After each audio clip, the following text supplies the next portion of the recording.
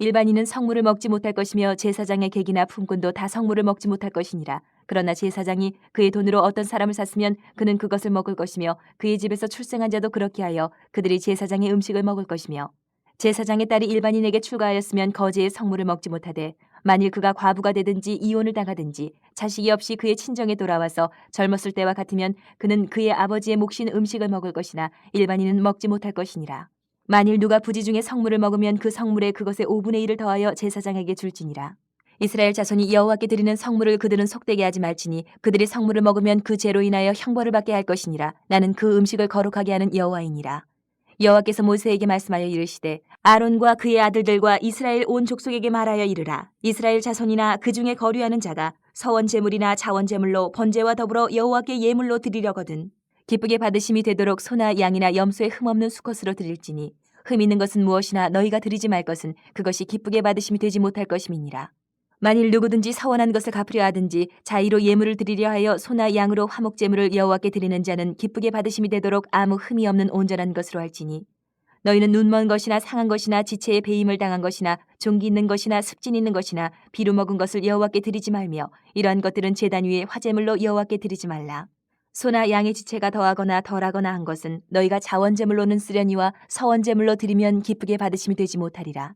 너희는 고안이 상하였거나 치였거나 터졌거나 배임을 당한 것은 여호와께 드리지 말며 너희의 땅에서는 이런 일을 행하지도 말지며 너희는 외국인에게서도 이런 것을 받아 너희의 하나님의 음식으로 드리지 말라. 이는 결점이 있고 흠이 있는 것인즉 너희를 위하여 기쁘게 받으심이 되지 못할 것임이니라. 여호와께서 모세에게 말씀하여 이르시되 수소나 양이나 염소가 나거든 이랫동안 그것의 어미와 같이 있게 하라. 여덟째 날 이후로는 여호와께 화제로 제물을 드리면 기쁘게 받으심이 되리라.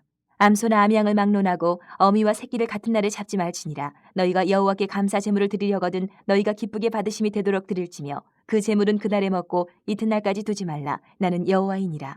너희는 내 계명을 지키며 행하라. 나는 여호와이니라. 너희는 내 성호를 속되게 하지 말라. 나는 이스라엘 자손 중에서 거룩하게 함을 받을 것이니라. 나는 너희를 거룩하게 하는 여호와요 너희의 하나님이 되려고 너희를 애굽 땅에서 인도하여 낸 자니 나는 여호와이니라. 하나님께서 제사제도를 만드신 것은 죄인된 우리 인간이 하나님께 나가는 길을 이렇게 열어놓으신 거예요. 에덴 동산 이후로 하나님께 나가는 길이 막혀 있다가 제사제도를 통해서 하나님께 나갈 수 있는 길을 열어놓은 거예요. 그리고 또 제사의 의미는 하나님이 인간을 불쌍히 여기셨다는 의미이고 그리고 그렇게 해서 불쌍히 여기셔서 은혜를 베풀어 주시는 그 과정이 제사다. 은혜의 통로다라고 말할 수 있어요. 제사는. 그렇기 때문에 제사 드리기 위해서 예물을 준비하는데 이 예물은 인간이 죄 용서를 받고 하나님 앞에 나가는 길을 열어주는 어떻게 보면 열쇠와도 같다라고 표현할 수가 있어요. 예물은. 그리고 그렇게 드려진 예물을 부를 때 성물이다 이렇게 말을 해요. 하나님께 드려진 거룩한 예물인 거예요. 하나님께 드려진 것은 하나님께 속한 사람만 누릴 수가 있고 나눌 수가 있어요.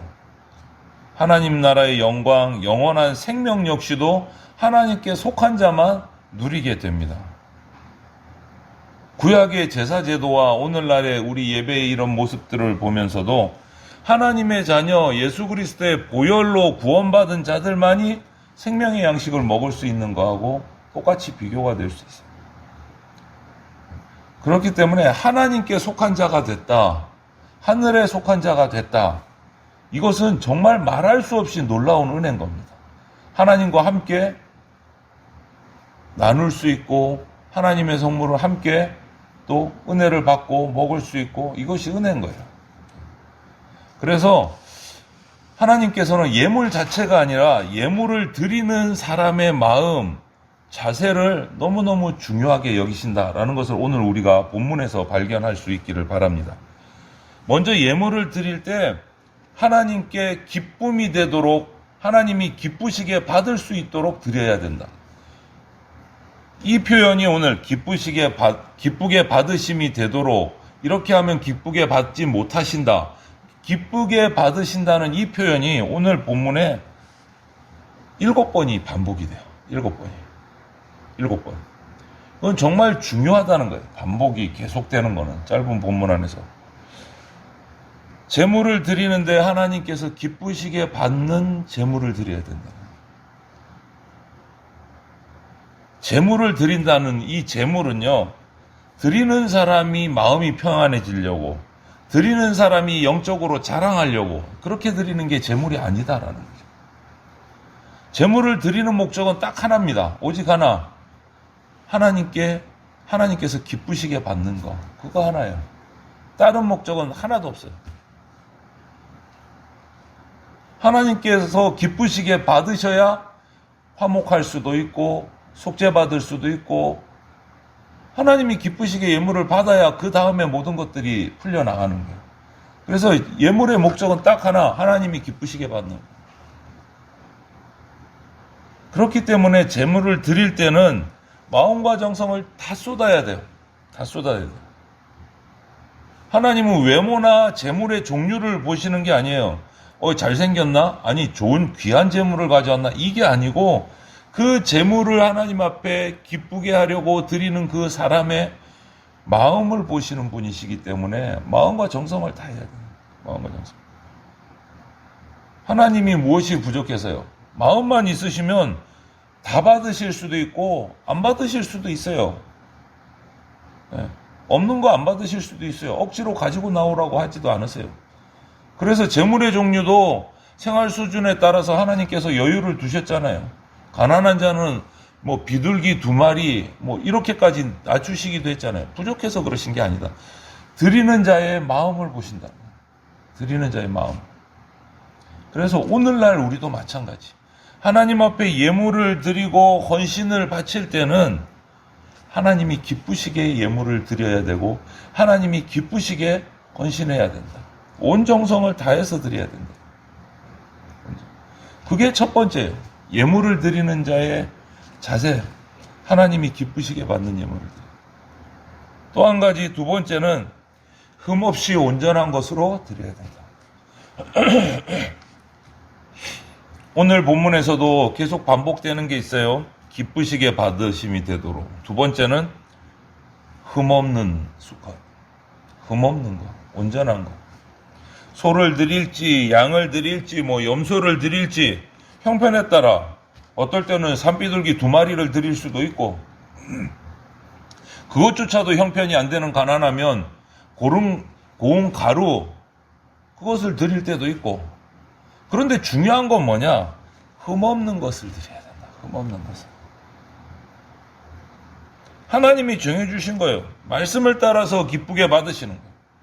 흠없는 온전한 것으로 드려야 된다. 눈먼 것, 오늘 본문에 따르면 눈먼 것, 상한 것, 뭐 베인 것, 종기, 습진이 있는 것, 이런 거 하나님께 드리면 안 된다. 짐승 예물 같은 경우에는 또 장애가 있는 것도 드리면 안 돼요. 흠없고 온전한 것. 결점이 있고 흠이 있는 것은 하나님이 온전한 분이시기 때문에 기쁨으로 받지 않으신다라는 거예요. 흠없는 것을 드려야 됩니다.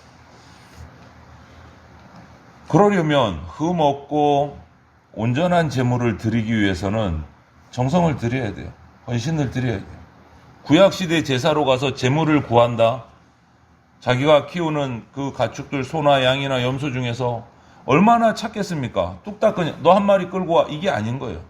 가서 가장 좋은 것, 흠없는 것, 깨끗한 것, 정결한 것, 병들지 않은 것, 상처나지 않은 것을 자기가 키우고 있는 양들 중에서, 소들 중에서 고르고 골라서 하나님 앞에 제물로 가지고 나가는 거예요.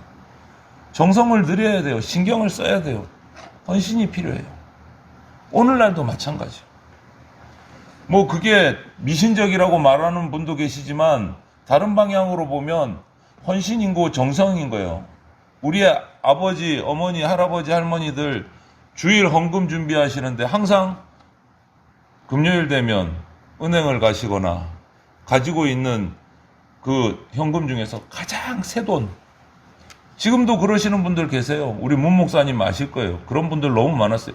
헌금 준비할 때는 항상 새 돈, 빳빳한 새 돈 바꿔서, 그게 1,000원이든 10,000원이든 항상 새 돈, 제일 깨끗한 돈으로. 어떤 분은 그러시더라고요. 그런 거 없으니까 다림질을 해. 토요일 되면. 헌금할 돈을 다림질을 해, 지폐를. 빳빳하게 만들어가지고 봉투에 정성껏 넣어가지고 헌금. 그게 미신이라고 말할 수도 있지만 이 정성과 헌신이 따라온 거라고 볼 수 있어요. 그만큼 신경 쓰고 헌신하고 정성을 드리는 거예요. 하나님 앞에 드릴 거이기 때문에. 하나님을 사랑하고 하나님을 기쁘게 섬기려는 마음이 있다면 이렇게 해야 돼요. 대충 준비할 수가 없는 거예요. 대충 준비할 수가. 오늘날 헌신도 마찬가지입니다. 예물뿐만 아니고 하나님의 일을 감당할 때 공동체 이웃을 섬길 때 마지못해서 어쩔 수 없이 하는 게 아니고 마음과 정성을 쏟아서 헌신해야 되는 거예요. 매주일 하나님께 예배하고 예배를 위해서 나올 때도 헌금뿐만 아니고 내 몸과 마음도 그 예배를 위해서 스스로 준비해야 돼요. 스스로 준비. 모든 성도가 자기 자신을 흠없고 온전한 모습으로 하나님께 드리기 위해서 애써야 됩니다. 그때 하나님께서 기쁘시게 받으는 인생이 되는 거예요. 마지막으로 한 가지 본문에서 예물을 드리는 자의 자세가 강조하는 것은 자비와 긍휼의 마음을 강조해요. 오늘 보세요. 예물 중에 짐승 새끼, 어린 양이나 이렇게 어린 송아지를 드릴 때가 있는데 그것을 태어나면 7일간은 반드시 어미하고 같이 있게 해라. 최소한 7일간은. 왜일까요? 8일째부터는 드릴 수 있다. 이렇게 말씀하신단 말이에요. 어떤 짐승이든지 어미하고 새끼를 같은 날 또 잡지 말아라. 이렇게 명령하신다. 제물을 위해서. 어린 새끼를 제물로 드리는 경우 태어난 직후든 8일이 지나든 죽여서 드리는 건 마찬가지예요. 별 차이가 없어요. 또 어미와 새끼를 같이 잡든 따로 잡든 그들도 역시 제물이 되기 위해서 잡기는 마찬가지예요. 피를 흘려야 되니까. 그런데 최소한 7일은 그렇게 하지 말아라. 그렇게 명령을 하셨어요. 이렇게. 이유와 생각해보면 어미가 새끼를 낳은 기쁨을 맛볼 수 있도록 그 제물될 생명이지만 같이 있도록 해주고 7일간 어미와 함께 있도록 해줍니다. 최소한의 하나님께서 예물로 바쳐질 짐승일지라도 자비와 긍휼의 마음으로 그 제물을 대하라는 거예요. 제사라는 것이 죄에 대한 엄중한 심판이기도 하지만 죄를 용서해주는 하나님의 자비와 긍휼을 나타내는 제도이기도 하기 때문에 그 예물에 대한 규례를 통해서도 하나님의 자비, 긍휼을 우리가 깨닫게 해 주시는 것. 예수 그리스도의 대속의 은혜로 우리가 구원을 받아서 하나님의 자녀된 것에 감사하고 은혜에 합당하게 성결한 성도의 삶을 살아가야 합니다. 그리고 그렇게 깨끗하게 정결하게 준비된 삶을 가지고 하나님 앞에 하나님이 기뻐하시는 산 제물로 우리가 내 인생을 드려야 되는 거죠. 예수님을 닮아가야 돼요. 왜요? 보세요, 예수님. 아무 흠도 없는 어린 양 같은 거룩하고 온전한 제물로 십자가에 달리셨어요. 그대로. 그 예수님을 따라가는 제자라는 우리는 똑같이 예수님과 같은 삶을 살아야 된다. 우리 자신을 흠 없는 온전한 산제물로 드려서 하나님을 기쁘시게 하는 그러한 삶을 우리가 살아낼 수 있어야 됩니다. 그래서 오늘 하루도 하루하루가 중요해요. 순간순간이. 오늘 하루도 오늘 하루만큼만이라도 내가 하나님 앞에 산제물로 흠없는 제물로 드려져 보자. 그런 마음으로 결단하고 주님 앞에 정말 흠없고 온전하고 하나님이 기뻐하시는 그러한 삶을 오늘도 살아내는 복된 죄 성도들이 되시기를 주님의 이름으로 축원을 합니다. 아멘.